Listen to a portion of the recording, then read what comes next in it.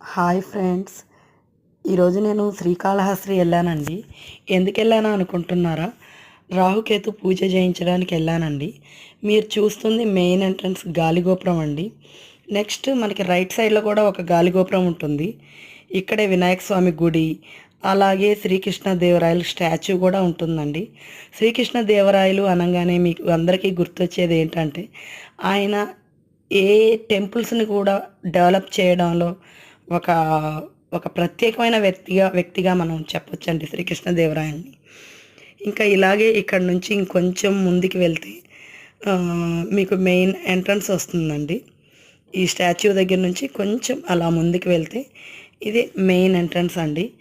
అలాగే మీకు పక్కనే కనిపిస్తున్నట్టు కొండ మీద కూడా ఒక టెంపుల్స్ ఉంటాయండి. ఇట్లా నేరుగా స్ట్రైట్గా మనం టెంపుల్ లోపలికి వెళ్ళిపోతాం. ఇది ఇక్కడ మండపం అండి. ఈ మండపంకి